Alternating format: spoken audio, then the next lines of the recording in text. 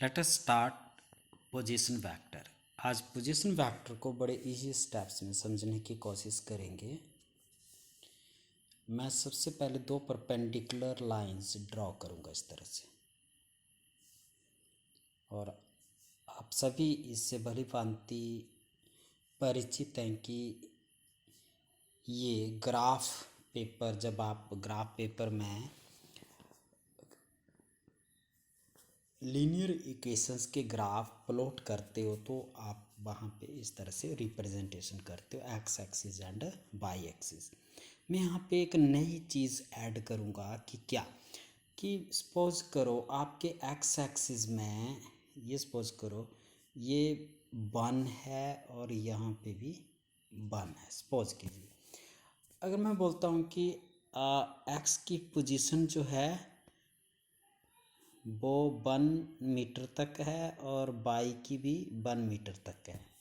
मतलब कि ये वैल्यूज़ आप 10th में पढ़ते हैं। तो आप क्या करते हो, यहाँ पे एक यहाँ से भी आप परपेंडिकुलर ड्रा करते हैं ऐसे, और जिस पॉइंट पे ये मिलती हैं वहाँ पे एक पॉइंट आप बना देते हो और उसको पॉइंट लिखते हो P और साथ में लिखते हो एक्स वाई।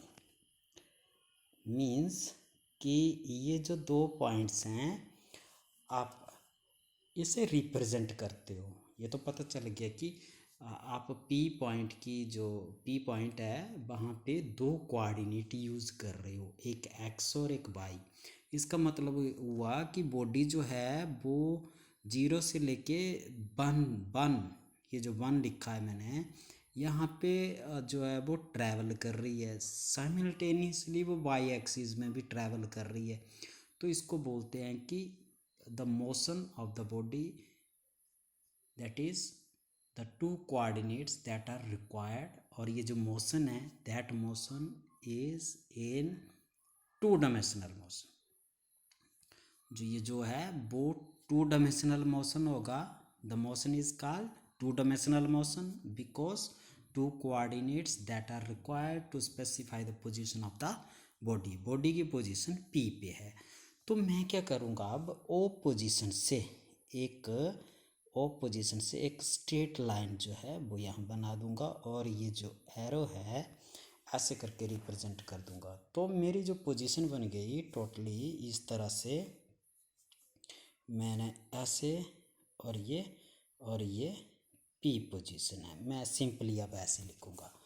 अब ये पोजीशन, अब आप बोल सकते हो क्या कि पोजीशन OP क्या है, इट इज़ पोजीशन वेक्टर। इसको क्या बोलेंगे, position vector.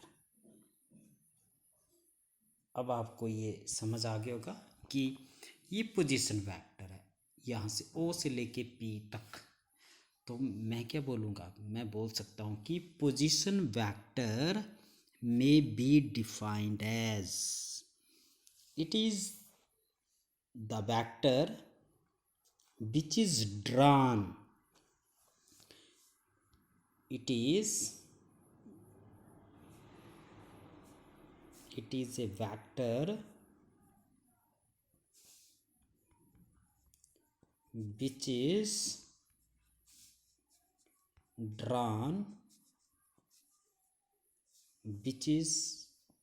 drawn from the origin,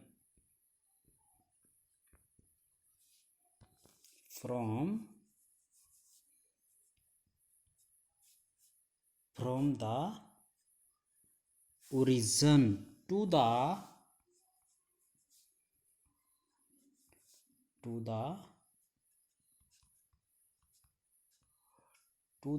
position of a particle, position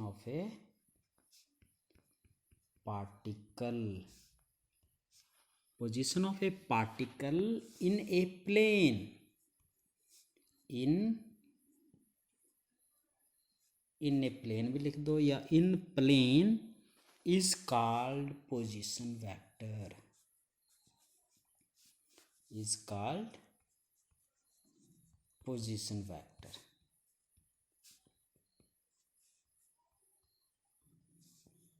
दूसरी चीज़ ये भी मैं बताना चाह रहा हूँ कि जब बॉडी जो है पोजीशन ए से बी तक जाए इस तरह से, तो यहाँ पे सिर्फ आप लिख सकते हो कि इट इज़ 10 मीटर।